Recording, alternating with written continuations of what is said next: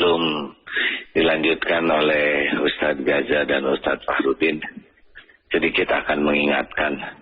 Jadi siapa sesungguhnya yang harus berterima kasih kalau kita bersedekah? Jawabannya adalah dua-duanya harus berterima kasih. Tapi mana yang harus lebih berterima kasih adalah yang paling untung. Siapa yang paling untung? Yang disedekahi atau yang bersedekah? Kalau yang disedekahi, maka untung pertama dia akan dapat apa yang dia harapkan. Ya mungkin pertolongan atau keperluan dia. Itu satu.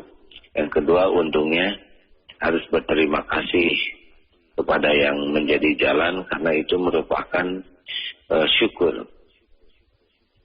Satu, dapat karunianya. Dua, terima kasih sebagai syukur. Tapi kalau bagi yang bersedekah, harusnya lebih banyak lagi ucapan terima kasihnya.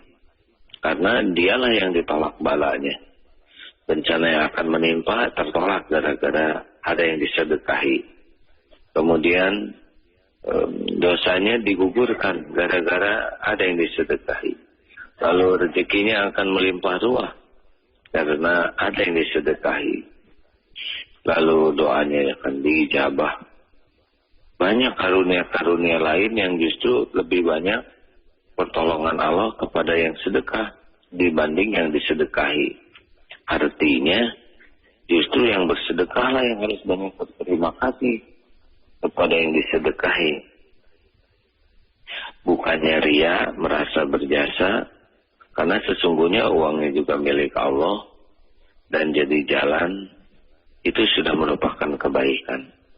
Nah ini, materi ini, ceramah ini hanya cocok untuk dipikirkan oleh orang yang bersedekah. Bagi yang disedekahi jangan berpikir ini, oh kalau gitu dia dong yang harus berterima kasih ke saya. Salah. Untuk yang disedekahi atau yang ditolong, jangan berpikir tentang pikiran orang yang kewajiban yang menolong. Kewajiban yang ditolong adalah bersyukur kepada Allah. Sudah ditolong lewat orang tersebut, sehingga berterima kasih dengan tulus. Jangan mengatakan, nah gara-gara saya kamu jadi bisa beramal. Gara-gara saya kamu, itu beda kapling. Itu bukan pikiran kita yang dibantu, itu pikiran orang-orang yang membantu. Kita tidak boleh merasa, karena ada saya lah saudara jadi punya pahala. Tidak. Kita pikirannya kalau dibantu, alhamdulillah saya ditolong oleh Allah lewat beliau. Semoga Allah menyempurnakan balasannya. Sudah selesai di sana. Berterima kasih, balas budi, mendoakan. Jangan memikirkan, kamu dong yang berterima kasih ke saya gara-gara saya susah. Kamu jadi dapat pahala, gara-gara saya susah. Kamu jadi dapat penggugur dosa, gara-gara saya susah. Kamu jadi ditolong Allah. Tidak boleh, itu membuat tidak syukur nanti, tidak etis. Jadi berterima kasih. Lalu bagaimana halnya dengan pembangunan masjid? Sebetulnya yang membangun masjid adalah Allah Subhanahu wa Ta'ala. Itu ada tiga pihak, ada pembangun, ada yang menyumbang, mendanai, ada yang mengorganisir, ada yang memakmurkan. Nah, semuanya harus saling bersyukur kepada Allah. Panitia pembangunan masjid tidak boleh menghibah-hibah, tapi proporsional.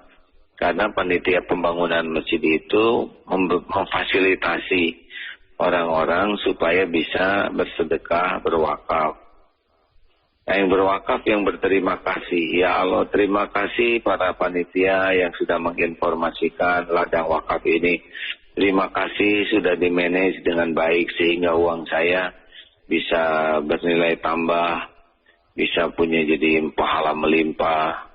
Masya Allah, terima kasih. Nah, para pewakaf dan itu harus sangat berterima kasih karena rezekinya jadi barokah. Pengelola masjid yang membangun, ya bersyukur kepada Allah bahwa dia dipilih jadi manajemen untuk pengelola masjid. Jangan menghibah-hibah ya, seperti BPU, jangan seperti peminta-minta, tapi memberi informasi kepada masyarakat yang punya uang untuk berikan nafkahnya. seterusnya. Jangan sampai ucapan terima kasihnya itu membuat ujub. Yang sedekah seakan-akan beliaulah yang berjasa. Jangan, nanti hilang pahalanya. Jadi harus dibantu oleh panitia pengelola zakat, pengelola wakaf, pengelola sedekah, juz itu, agar yang sedekah itu memahami sekali. Ini kewajiban manajemen DPU kalau di Darut Tauhid ya, membantu yang sedekah itu dengan ucapan terima kasih proporsional, jangan sampai jadi ujub, jadi ria, jadi takabur. Demikian pula membantu yang dibantu, kan disalurkan. Nah, ini harus berterima kasih kepada yang menyalurkan, kepada yang menjadi jalan rezekinya. Nah, jadi DPU itu ke dalamnya harus betul-betul menyadari kita ini amanah, kepada yang bersedekahnya dibantu, selain bisa menyalurkan juga dibantu hatinya supaya tidak ria, ujub, kepada yang dibantu di sana disalurkan juga dibantu supaya tahu terima kasih, tahu bersyukur ke Allah dan memanfaatkan semua fasilitas yang diberikan itu sebaik-baiknya sebagai tanda syukur. Jadi semuanya dekat dengan Allah. Semuanya jadi bersih hatinya. Jangan sampai sedekah jadi kotor hati, yang ditolong juga kotor hati, pengelola juga kotor hati. Karena yang paling penting dari bab sedekah-sedekah ini adalah membersihkan hati, qalbun salim. Itu sekedar masuk bahan tafakur kita bersama. Mohon doa hadirin sekalian dan terima kasih. Semoga para pendengar ini bisa terus menyimak acara ini ya. Hari Ahad di Istiqlal, Ahad besok di Istiqlal. Silakan dilanjut. Assalamualaikum warahmatullahi wabarakatuh. Waalaikumsalam warahmatullahi wabarakatuh. Demikian sahabat MPI kebersamaan bersama guru kita Kiai Haji Abdul Hakim Dastir dalam perjalanan menuju ke Jakarta. Dan insyaallah sahabat MPI kita akan lanjutkan kebersamaan manajemen Kolbu pagi bersama guru kita Ustadz Fahrudin dan juga Ustadz Gaza langsung dari Masjid Darut Tauhid Bandung. Kita coba akan langsung sapa. Assalamualaikum warahmatullahi wabarakatuh Ustadz. Warahmatullahi wabarakatuh. Baik, alhamdulillahirabbil alamin. Silakan Ustadz. Terima kasih. Bismillahirrahmanirrahim. Assalamualaikum warahmatullahi wabarakatuh. Alhamdulillahirabbil alamin. Alhamdulillahilladzi anzalal qur'ana hudan lin-nasi wa bayyinatin minal huda wal furqan. Asyhadu an la ilaha illallah wahdahu la syarikalah wa asyhadu anna sayyidana wa nabiyyana Muhammadan abduhu wa rasuluhu la nabiyya ba'dah. Allahumma salli ala sayyidina Muhammad wa ala alihi wa sahbihi ajma'in. Subhanaka la ilma lana illa ma 'allamtana innaka antal alimul hakim. Bapak Ibu, sahabat-sahabat sekalian, para pendengar yang dimuliakan oleh Allah. Hari ini kita sudah di penghujung bulan Rajab ya. Esok hari kita sudah memasuki bulan Sya'ban. Hal yang penting untuk kita lakukan adalah bagaimana kita mempersiapkan diri untuk menyambut tamu Allah, yaitu bulan Ramadan. Di antara hal yang perlu kita evaluasi, karena kalau di perusahaan biasanya sebelum menghadapi tahun baru itu sudah melakukan evaluasi. Evaluasi ini tentu saja dilakukan ketika seseorang punya target, ataupun juga bisa tidak punya target pun mengevaluasi. Evaluasi sejauh mana keberhasilan dari apa yang sudah direncanakan. Kita mengevaluasi Ramadan tahun yang lalu seperti apa, termasuk targetan di bulan Ramadan tahun yang lalu ada ataupun tidak. Kalau di bulan Ramadan tahun yang lalu kita tidak punya target, mengalir saja kan, sebagian begitu, mengalir, lewat hari pertama, kedua, lebaran kan gitu, mudik, terus selesai Ramadan lagi. Nah, Mudah-mudahan Ramadan sekarang spesial, kita sudah melakukan persiapan dari mulai bulan Rajab, bulan Sya'ban, sehingga ketika memasuki bulan Ramadan, kita sudah betul-betul siap dengan program apa nih yang akan kita lakukan di bulan Ramadan tahun ini sebagai peningkatan dari yang sudah kita lakukan di Ramadan tahun yang lalu. Termasuk yang perlu kita evaluasi adalah sejauh mana Ramadan tahun yang lalu bacaan Al-Quran kita, ya. Dan momentum ini terus bisa kita manfaatkan untuk kita perbaiki di Ramadan tahun sekarang. Karena pasti dari tahun ke tahun, dari bulan ke bulan, dari hari ke hari turun ke bawah, ya. Dari hari ke hari, minggu ke minggu, bulan ke bulan, tahun ke tahun, bacaan Al-Quran kita tidak banyak peningkatan, ya.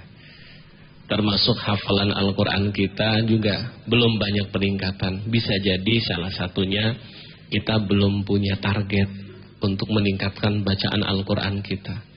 Kita belum punya target untuk peningkatan hafalan Al-Quran kita. Oleh karena itu pagi hari ini saya insya Allah dengan Ustaz Gaza, kita akan diskusi Gaza tentang Al-Quran, ya. Bagaimana tahapan-tahapan kita untuk mempelajari Al-Quran. Karena katanya, gimana sih kok belajar Al-Quran kok nggak nambah-nambah? Apakah ada yang sulit? Ataupun mungkin belum memang meluangkan waktu yang khusus untuk belajar Al-Quran. Ternyata yang fokus mempelajari Al-Quran, dia bisa belajar Al-Quran dengan baik, bahkan bisa menghafal Al-Quran dengan cepat. Karena fokus untuk belajar Al-Quran, fokus untuk mengkaji Al-Quran. Nah, tahapan-tahapannya seperti apa nih Agaza? Silakan Agaza. Bismillahirrahmanirrahim. Alhamdulillahirabbil alamin. Allahumma shalli ala Muhammad wa ala alihi wa sahbihi ajma'in. Amma ba'd. Terima kasih Ustaz. Bagaimana tahapan mempelajari Al-Quran?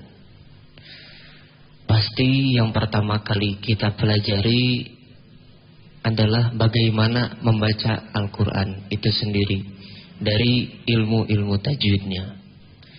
Kaidah-kaidah seperti apa sih membaca Al-Quran yang baik dan benar, yang sesuai dengan yang dibacakan, yang dicontohkan oleh Rasulullah Sallallahu Alaihi Wasallam.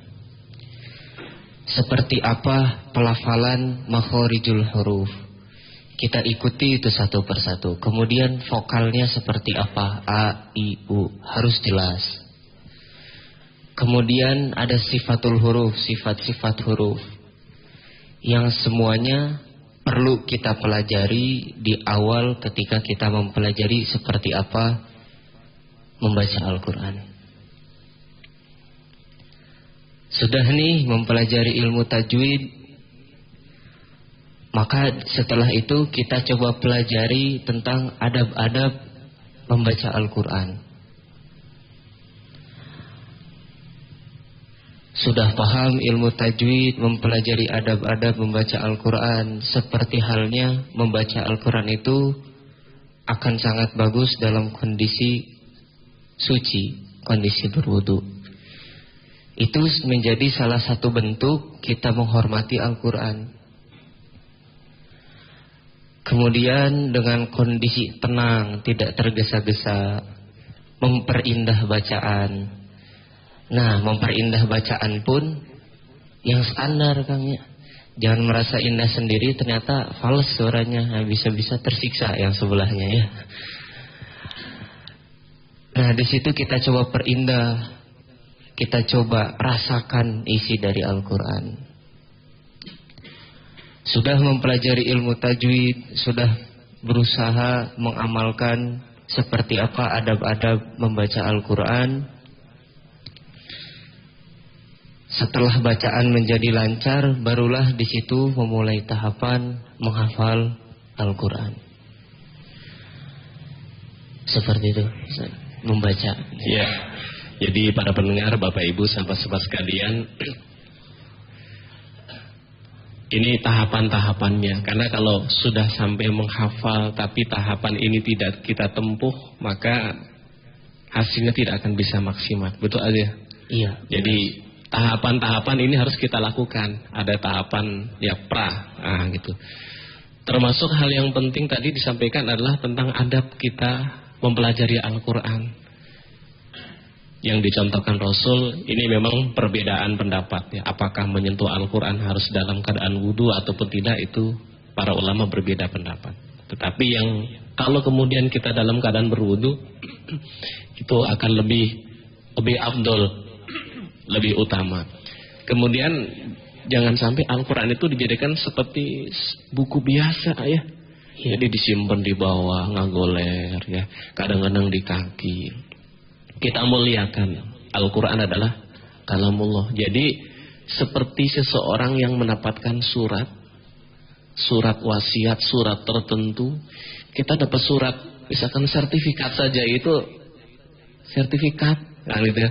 Itu disimpannya tidak sembarangan, itu disimpan di lemari, lemarinya dikunci, kan itu disimpan di laci, lacinya dikunci, kemudian disimpan di dalam tas, tasnya dikunci. Itu dari mulai tasnya dikunci, lacinya dikunci, lemarinya dikunci, kamarnya dikunci, rumahnya dikunci untuk menjaga sertifikat, kan gitu. Nah, tentu saja Al-Quran jangan seperti sertifikat, kan itu. Dimasukkan ke dalam tas, tasnya dikunci, masukkan dalam laci, lacinya dikunci, masukkan dalam kamar, kamarnya dikunci, masukkan dalam rumah, rumahnya dikunci. Kapan dibacanya, kan gitu. Nah, tahapan ini penting untuk kita lakukan. Kemudian motivasi ini penting juga, ya. Motivasi kita untuk mempelajari Al-Quran, belajar Al-Quran, ingin tahu, rasa tahu yang tinggi itu penting. Seperti seorang yang dapat surat, tapi bahasanya bahasa asing, maka dia berusaha semaksimal mungkin untuk mengetahui isi surat tersebut. Apakah dia belajar bahasa tersebut, ataupun bertanya kepada orang yang tahu bahasa itu. Kenapa? Intinya harus paham. Nah, kita harus lebih dari itu terhadap Al-Quran. Nah, ini tahapan-tahapannya untuk kita belajar, mengkaji, mempelajari Al-Quran. Ada tahapan lain, Ustaz? Memang setelah kita sudah berusaha untuk benar dalam bacaan Al-Quran, tentu tahapan dalam membaca itu ada yang membacanya masih terbata-bata.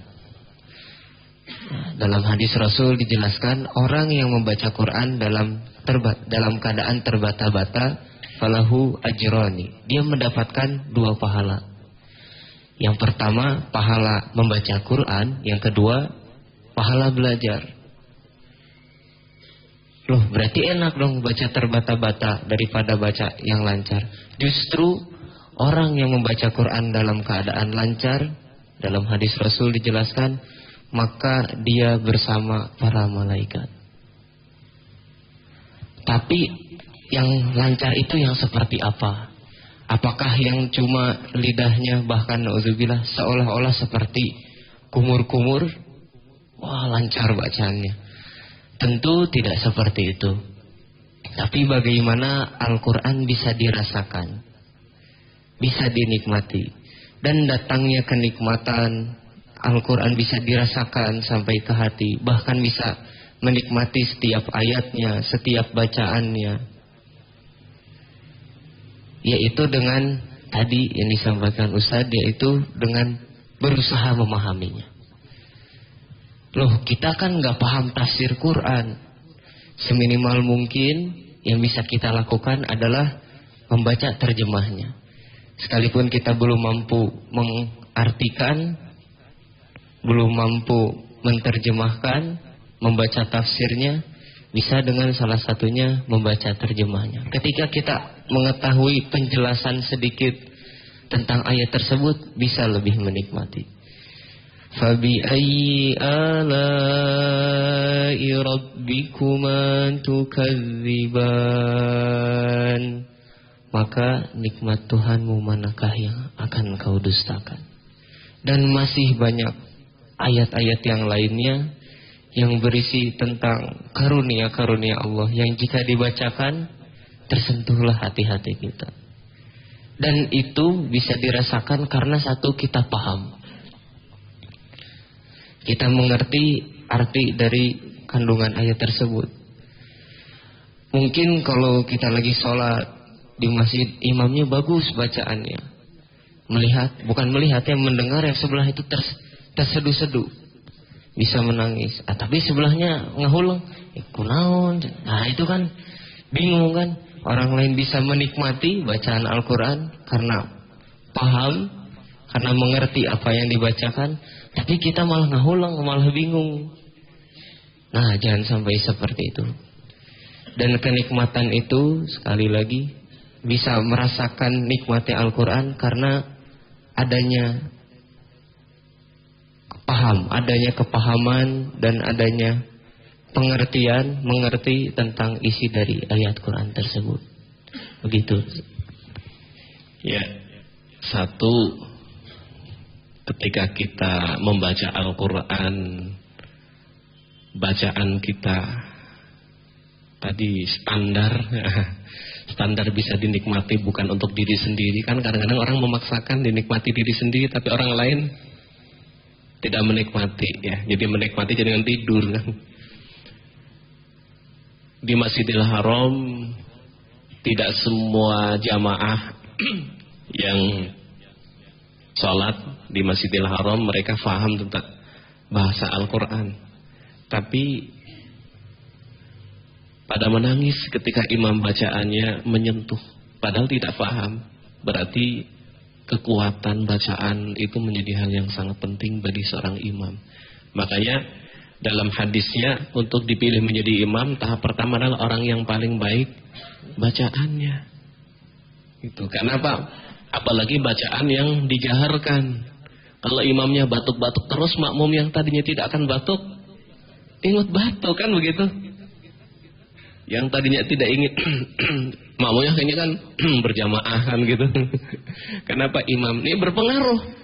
Tapi kalau imamnya tadi wa bi ayyi ana'i rabbikuma tukadziban, dinikmati bacaannya, makmum pun mengikuti.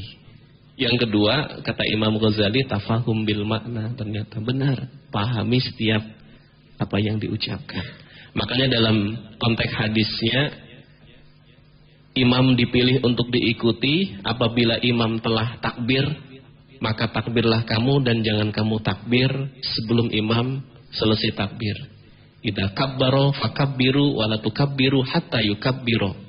Wa idza qara'a wa ansitu. Apabila imam membaca, maka perhatikan. Jadi bukan hanya mendengarkan, tapi perhatikan. Kenapa pakai bahasa wa ansitu? Karena kalau mendengarkan itu lebih dalam. Bacaannya diperhatikan, maknanya juga diperhatikan. Maka wa'an situ, bukan wasma'u. Kalau wasma'u, dengarkan. Hanya mendengarkan saja, belum tentu faham. Berarti kunci kalau kita ingin khusyuk dalam sholat, bukan hanya mendengarkan bacaan imam, tapi fahami setiap apa yang dibaca oleh imam. Maka penting, kalau kita membaca Al-Quran, terjemahannya kita baca. Kenapa? Karena kita memang kemampuan bahasa Arab kita untuk menerjemahkan sendiri terbatas. Kita tinggal baca terjemah, ada tafsir dan lain sebagainya untuk membantu supaya kita faham terhadap isi kandungan Al-Quran tersebut. Nah ini penting, targetkan Ramadan termasuk di dalamnya adalah saya akan membaca Al-Quran sekaligus dengan terjemahnya, artinya. Supaya apa? Supaya tahu ini surat dari Allah untuk kita, isinya apa. Jangan sampai kita membaca Al-Quran sambil menguap.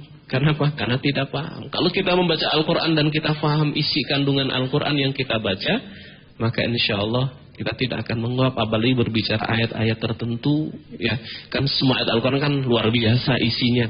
Tapi ada ayat tertentu yang sangat menyentuh, yang mudah menyentuh kita. Kalau kita baca terjemahnya. Subhanallah. Lagi Ustaz tentang Al-Quran. Ya, Masya Allah, benar sekali Ustaz Fakhruddin. Ketika kita sudah berusaha memahami, bacaan sudah lancar, itu merupakan suatu karunia dari Allah yang bisa menjadi sebab datangnya kenikmatan ketika membaca Al-Quran. Timbul pertanyaan, terus kenapa ketika saya sudah paham, sudah berusaha memahami, salah satunya dengan membaca arti-arti dari ayat yang dibaca, bacaan juga sudah standar, sudah enak, suara sudah berusaha diindahkan, tapi kenapa kok belum, seolah-olah belum bisa merasakan kenikmatan dalam membaca Al-Quran? Maka jawabannya adalah mungkin pada hati kita. Tadi di Masjidil Haram banyak jamaah yang belum paham bahasa Arab. Tapi kenapa bisa ikut merasakan, menikmati bacaan imam? Karena bisa jadi meskipun belum paham, tapi hatinya sudah bersama Al-Quran. Imam yang memimpin sholat membaca dengan penuh kepahaman dan penuh perasaan, dirasakan oleh hatinya. Hatinya ikut membaca. Tidak jarang, mungkin ada orang yang ditunjuk sebagai imam, bacaannya bagus, bahasa Arabnya bagus. Kalau orang bahasa Arabnya bagus, insya Allah ketika dia membaca Quran pun akan lebih mudah memahaminya. Tapi kenapa kok sulit menangis, sulit menikmati? Maka itu bisa jadi karena kurangnya keikhlasan di hati.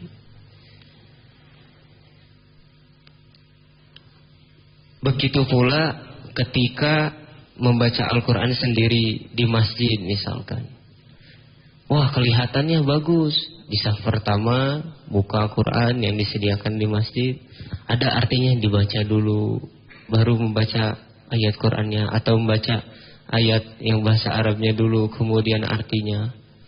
Tapi di situ ada rasa sombong. Wah, saya sendiri nih di masjid, nggak ada yang lihat. Sambil ditutup kepalanya pakai sarung ya.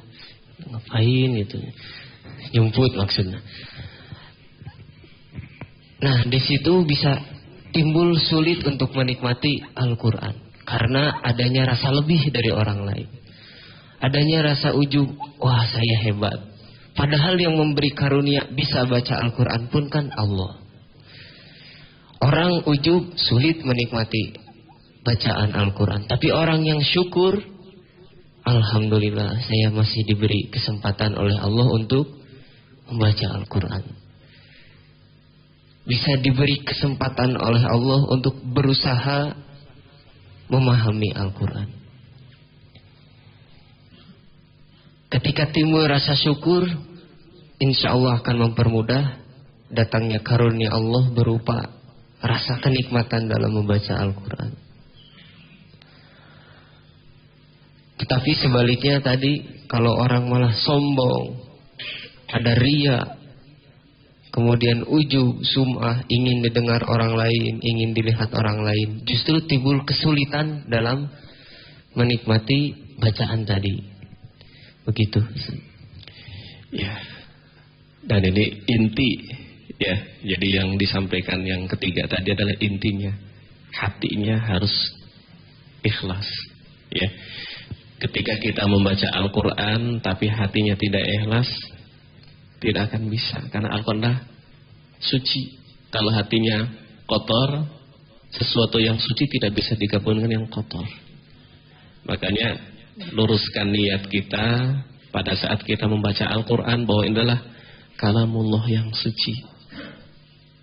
Dan saya harus membersihkan hati saya supaya hati saya juga adalah suci, bersih, dan akan diberikan kemudahan-kemudahan oleh Allah Subhanahu wa taala.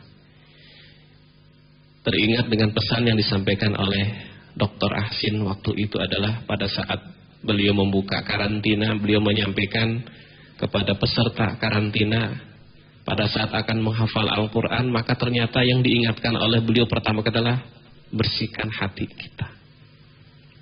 Jadi bukan membuat target hafal 30 juz ternyata, tapi bersihkan hati terlebih dahulu, nanti akan ditolong oleh Allah, kan gitu. akan ditolong oleh Allah, akan diberikan jalan kemudahan oleh Allah.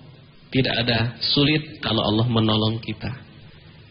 Kenapa sulit? Karena kita tidak ditolong oleh Allah Subhanahu wa taala. Termasuk di dalamnya adalah mempelajari, membaca, menghafal Al-Qur'anul Karim. Kalau di awal kita bersihkan hati kita, tulus niatnya karena Allah, maka insya Allah kita akan ditolong oleh Allah Subhanahu wa taala. Para pendengar yang dimuliakan oleh Allah, mudah-mudahan ini menjadi ilmu yang sangat berharga bagi kita, ya. Karena saya membaca di internet ada seseorang yang melakukan penelitian sejauh mana umat Islam khususnya di Indonesia kemampuan membaca Al-Quran, dan hasilnya masih belum memuaskan. Turun penelitian itu di pendidikan formal di sekolah. Sampelnya tentu saja tidak semuanya, tetapi ini sebagai sampel bahwa di sekolah A diteliti berapa siswa yang membaca Al-Qurannya sudah lancar. Ternyata sangat sedikit sekali. Sekolah B dilakukan penelitian juga yang sama, ternyata sedikit. Hanya disimpulkan bahwa umat Islam di Indonesia kemampuan membaca Al-Qurannya yang terbata-bata sekian persen, yang sudah lancar sekian persen, yang membaca Al-Quran sudah lancar dan paham artinya sekian persen, dan seterusnya. Dan kita masuk dalam kategori yang mana? Pertanyaannya, jawabannya ada pada diri masing-masing. Saya masuk kelompok yang mana? Terbata-bata, lancar, pratasin, tahsin, tahfidz, sampai kepada sejauh mana kita mengamalkan isi kandungan Al-Quranul Karim. Para pendengar yang dimuliakan Allah, ada lagi agaknya? Ya, saya kira ini mudah-mudahan jadi bekal bagi kita, dan kita berikan kesempatan Kang Hasan, barangkali para pendengar ada ingin yang menyampaikan sesuatu ataupun bertanya seputar tentang Al-Quran, silakan. Baik, kami undang sahabat MK di pagi hari ini di 022-2017076. Bagi Anda yang ingin bergabung bersilaturahim di 022-2017076. Dan bagi Anda sahabat MK yang sudah tersambung, harap untuk bisa mengecilkan volume radio terlebih dahulu untuk memaksimalkan suara yang masuk ke studio. Silakan di 022-2017076. Sudah ada yang tersambung di line telepon. Assalamualaikum warahmatullahi wabarakatuh. Waalaikumsalam warahmatullahi wabarakatuh. Baik, dengan sahabat siapa di mana? Dengan Ukhti Zakia di Cianjur. Iya, Teh Zakia, silakan. Assalamualaikum Pak Ustadz. Waalaikumsalam warahmatullahi wabarakatuh. Silakan Teh, apa yang kepikir ketika mendengar apa yang disampaikan oleh Agaza tadi? Saya termotivasi Pak Ustadz, karena saya suka, alhamdulillah Allah mengizinkan saya jika dapat masuk. Saya selalu berinteraktif di acara maghrib mengaji. Saya pun baru belajar. Nah, di kesulitan saya belajar itu, Pak Ustadz, di pernapasan, saya kalau mendengar ibu-ibu yang mengaji itu, ya Allah, bagus banget. Tapi ada satu kesulitan, mungkin di sini saya tidak bertalaki dengan guru, karena guru saya sudah meninggal. Dan Bapak, begini, mungkin dalam waktu yang cukup lama, sekitar 6 tahunan, saya itu bekerja di luar negeri, di mayoritas bukan orang muslim.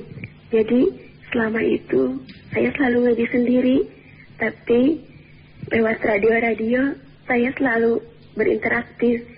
Nah, Bapak, sekarang kan saya alhamdulillah sudah pulang lagi ke rumah, ya bisa mengaji bebas gitu ya. Karena dulu kan kerja kan susah, nyari waktu ngaji ibadah itu sembunyi-sembunyi, karena kan Al-Quran saya itu pernah disita, alat-alat ibadah saya itu disita. Tapi alhamdulillah itu sudah berlalu, itu ujian. Nah, Bapak, satu lagi, ini jadi pikiran ya, mohon pencerahannya tentang makna hadis Rasulullah SAW. Al-Quran itu sesungguhnya lebih cepat terlepasnya dari unta yang bisa terlepas dari tali ikatannya. Syukran Bapak, mohon pencerahannya. Saya ingin sekali bisa seperti ibu-ibu yang selalu saya dengar. Bagus, fasih, tidak seperti saya. Syukran. Assalamualaikum. Waalaikumsalam warahmatullahi wabarakatuh. Alhamdulillah. Terima kasih Teteh, di tengah-tengah kesibukan harus ikhtiar, menyempurnakan ikhtiar, tetap terus belajar. Dan memang ketika kita belajar Al-Quran itu harus ada gurunya agak ya. Karena ini berkaitan bagaimana melafalkan, makharijul hurufnya, bagaimana cara pengucapannya. Itu harus ada yang mendampingi ya. Harus ada yang memberikan contoh. Bagaimana kalau selama ini gurunya tidak langsung berhadapan tapi dengan di radio, bisa enggak? Ya. Gimana Azza nih? Kalau gurunya tidak langsung melihat bagaimana cara pengucapannya, tapi di radio kita baca seperti maghrib pengaji yang dilaksanakan di Darut Tauhid di MKFM. Gimana Azza? Ya baik, bismillahirrahmanirrahim. Memang kembali pada intinya, ketika setiap orang berkeinginan untuk belajar, Allah pasti tahu keinginannya. Dan pasti Allah berikan jalannya.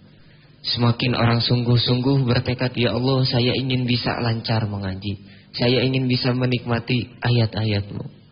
Dan Allah pasti tahu tekad masing-masing tiap orang yang memiliki tekad itu. Kemudian Allah datangkan berbagai cara.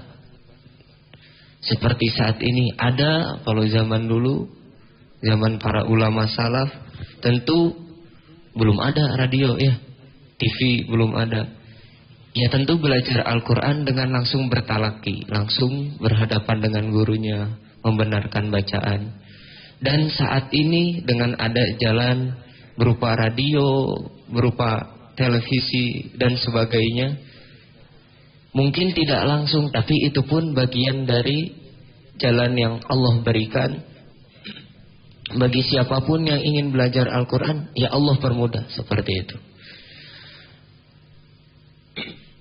Memang yang paling baik adalah berhadapan langsung dengan guru. Bisa melihat bagaimana ketika mengucapkan huruf ba, huruf mim, seperti apakah bibir itu. Ketika menyebutkan huruf-huruf yang lainnya, sifat-sifat hurufnya, bisa dikoreksi secara langsung. Memang itu yang paling ideal. Tapi di samping itu, setiap orang memang Allah takdirkan dengan takdir masing-masing.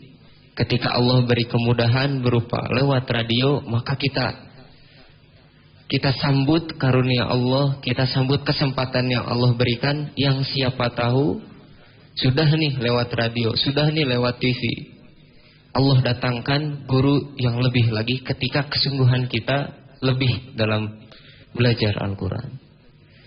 Dan bagi yang sudah diberi karunia oleh Allah dengan bisa berguru secara langsung, bertemu guru-gurunya, bertemu ustadz-ustadzahnya untuk belajar Al-Quran, maka dimaksimalkan, disempurnakan usahanya, disempurnakan belajarnya. Jangan sampai termasuk yang kurang bersyukur, karena ada orang lain yang berkeinginan kuat, bertekad kuat untuk benar dalam membaca Al-Quran, tapi belum berkesempatan untuk bertemu langsung dengan yang mengajarkannya. Tapi kita nih yang sudah ada yang mengajarkan, bisa bertemu secara langsung, bisa dibenarkan secara intensif, secara berkelanjutan, tapi kurang menyempurnakan kesempatan yang ada. Baik, seperti itu. Ya. Jadi ini kan karunia Allah. Allah berikan kemudahan jalan kepada kita. Termasuk Allah berikan kemudahan jalan kepada Teteh, karena waktunya terbatas untuk bisa langsung talaki dengan guru. Allah siapkan guru melalui siapa? Melalui radio. Dan di radio juga ada gurunya di sana, hanya tidak langsung berhadapan dengan kita. Jadi insya Allah bisa. Termasuk ketika mempelajari isi kandungan Al-Quran, ada guru kita, apa itu? Kita melalui buku-buku yang sudah dijelaskan oleh para ulama, ya, tafsir Al-Quran untuk kita baca, kita pelajari, insya Allah. Ini bagian pertolongan karunia dari Allah Subhanahu Wa Taala, insya Allah. Silakan Kang Hasan. Baik, sudah bergabung kembali di line telepon. Assalamualaikum warahmatullahi wabarakatuh. Orang banyak ngobrol. Itu saya menangis, Ustaz, kenapa orang layat malah banyak ngobrol, mungkin malah merumpi, bukan memperhatikan yang dibaca. Nah, itu saya suka menangis dalam hati saya. Ya Allah, mudah-mudahan saudara-saudara kami di kampung ini terbuka hatinya untuk mendengarkan ayat-ayat suci itu. Nah, itu saya tersentuh seperti itu, Ustadz. Bagaimana pandangan Ustadz terhadap diri saya? Namun anak saya satu-satunya juga terhenti belajar maupun ini di luar materi, sholatnya juga belum tekun. Terima kasih, Ustadz.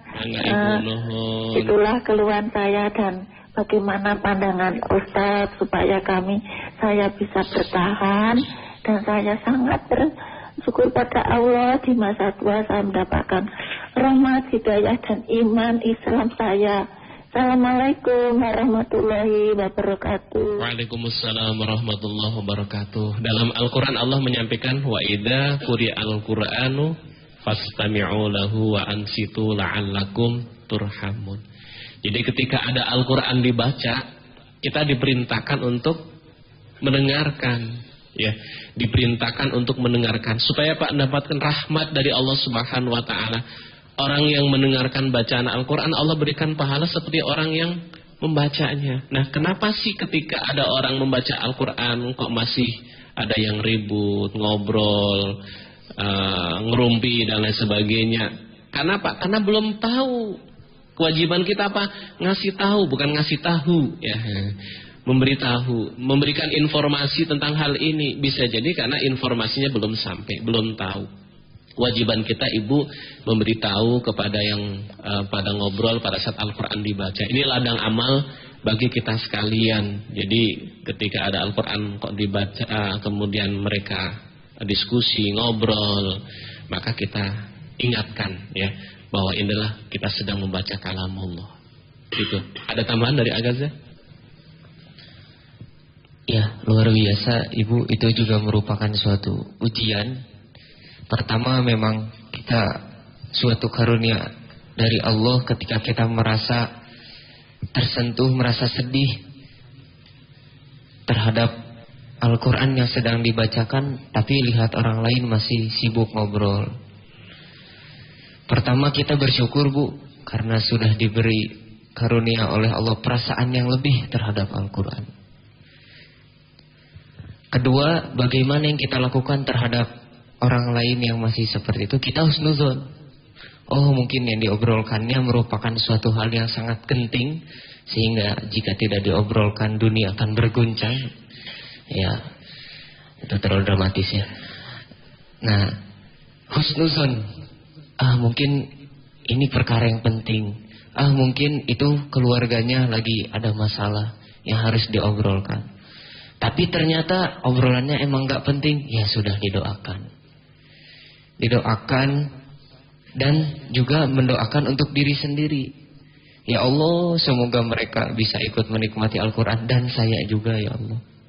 Karena kalau sibuk bilang, ya Allah sih mereka sadar. Emang saya udah sadar gitu. Ya Allah sih mereka bisa ikut ngedengerin. Dah kita pun mendengarkan masih setengah-setengah. Maksudnya apa? Maksudnya kita mendoakan kepada orang lain dan kita pun minta kepada Allah untuk diri kita sendiri. Jangan sampai kita mendoakan orang lain tapi kita merasa sudah lebih dari orang lain. Karena na'udzubillah itu bisa jadi termasuk bagian dari sombong. Pertama syukur, kedua husnuzon, yang ketiga mendoakan. Begitu. Ya. Jadi Rasul menyampaikan idza ra'a minkum munkar falyughayyirhu biyadihi, kan gitu. Kalau kita melihat sesuatu yang tidak pada tempatnya, maka kita rubah dengan kekuasaan, kalau punya kekuasaan. Fa illam tastati, kalau tidak mampu, fa bilisan, dengan lisan kita. Kalau tidak mampu ilustati, fa biqalbi, dengan hati kita. Termasuk tadi disampaikan oleh Agaza adalah doakan gitu. Dan mendoakannya juga harus ikhlas, kan gitu. Kalau mendoakan tidak ikhlas, nggak nyampe juga. Insya Allah. Terakhir, Kang Hasan. Baik, sudah ada bergabung kembali Ustaz di line telepon. Kita akan langsung sapa. Assalamualaikum warahmatullahi wabarakatuh. Waalaikumsalam warahmatullahi wabarakatuh. Baik, dengan Bapak siapa di mana Pak? Dan Ayi di Sukajadi Pak. Pak Ayi di Sukajadi, silakan. Ya. Assalamualaikum warahmatullahi wabarakatuh. Waalaikumsalam warahmatullahi wabarakatuh. Gimana Ustaz? Ini Ustaz cuma mau informasikan aja. Barangkali ada yang bermanfaat gitu Ustaz. Tadi saya mendengar dari Cianjur ya, ada yang ingin belajar Al-Quran katanya Ustaz ya. Iya. Ya, ini dari Darul Quran, Ustaz Yusuf Mansur Ustaz. Beliau membuat sebuah Quran call Ustaz. Jadi siapapun yang menghubungi nomor ini, jadi bisa belajar lewat telepon Ustaz. Iya.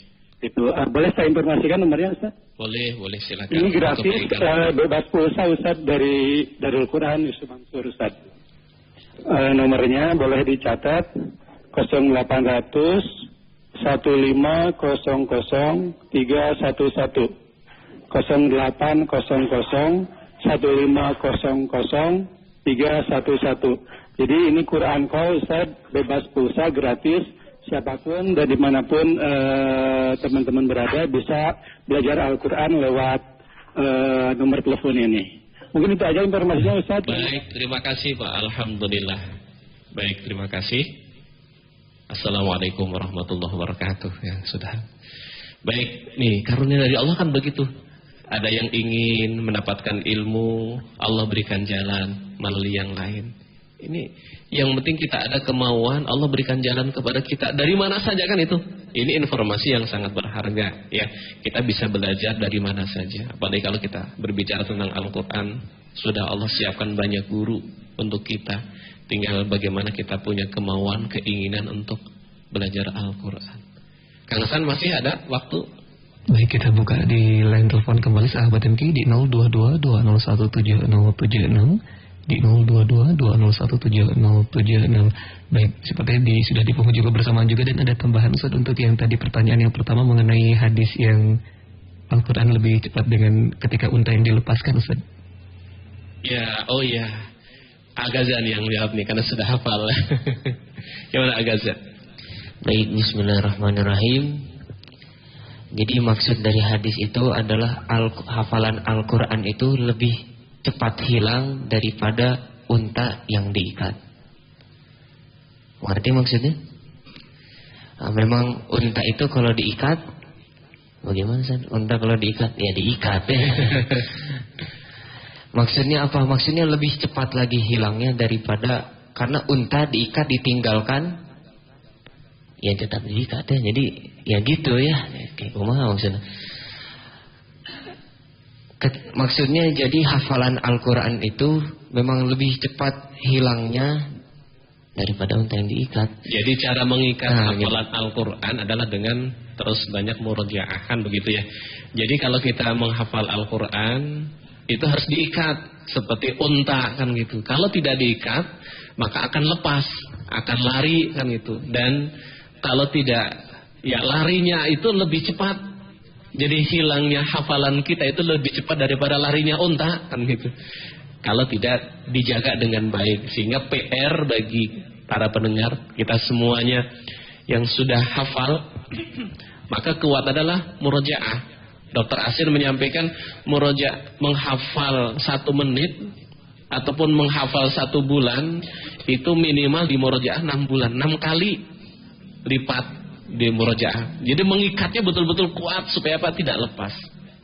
Ini termasuk agaknya pengalaman bagaimana mengikat untanya, mengikat hafalan Al-Qur'annya selama ini kan gitu. Ini barangkali bisa disampaikan agaknya. Iya. Ya, Masya Allah ya, luar biasa yang disampaikan tadi. Saking cepatnya hafalan Quran itu hilang, pernah suatu saat menghafal dalam kondisi sedikit sudah lancar, 1 halaman, ditinggal ke kamar mandi, menyetorkan suatu setoran, dan ketika balik lagi itu sudah hilang. Saking Masya Allah itu. Dan memang salah satu ujiannya adalah di situ, ujian keistiqomahan untuk mengulang hafalan, dan itu sangat tidak mudah. Orang menghafal Quran 1 kali misalkan dia di usia berapa? Usia 14 tahun atau usia 20 tahun. Ketika sudah menghafalnya, maka sisa hidupnya ya digunakan untuk terus mengulang hafalannya. Seperti itu. Usia 20 tahun, maka di usia yang ke-21 terus sampai usia 30 harus terus mengulang hafalannya. Istiqomah, dan itu merupakan karunia Allah ketika orang sudah bisa istiqomah. Dan mohon doanya juga semoga kita benar-benar dikaruniakan oleh Allah dengan keistiqomahan. Amin. Amin.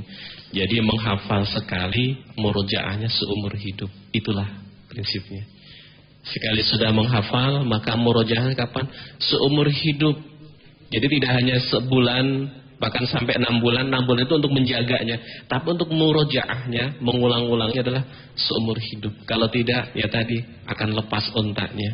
Bahkan digambarkan oleh Imam Ghazali itu seperti binatang buas yang tidak diikat. Kebayangkan binatang buas yang di dalam kandang saja ingin segera lepas dari kandangnya, ini nggak diikat, langsung begitu dibuka pintunya langsung lari. Seperti tadi Agaza menyampaikan, dipakai setor, mau setor lagi sudah hilang kan gitu nih, kan menghafal kemudian setoran kan gitu. Dipakai setor ke belakang, pas mau setor lagi sudah beberapa ayat sudah lupa lagi. Karena memang seperti itu. Nah, tentu saja jangan membuat kita kemudian kalau begitu saya nggak akan menghafal. Tidak, justru semakin semangat bagaimana kita menjaga hafalan Al-Quran, bagaimana kita menghafal dan bagaimana kita menjaga hafalan Al-Quran kita. Alhamdulillah, waktu tinggal 1 menit. Agaza, terima kasih hari ini sudah menyampaikan ilmu motivasi tentang Al-Quran. Mudah-mudahan Allah membimbing kita, Allah menjadikan kita sebagai ahlullah. Salah satu syariatnya adalah kita menjadi orang yang menjaga Al-Quranul Karim. Amin, Allahumma amin. Dan izin menyampaikan informasi, insya Allah teman-teman santri PPM, santri mahasiswa akan menyelenggarakan seminar nasional kepemudaan. Insya Allah pematerinya ada Adeda, ada Ustadz Dalil Fajar, kemudian ada Kang Andri, dan termasuk Agaza juga masih pemuda ya gitu.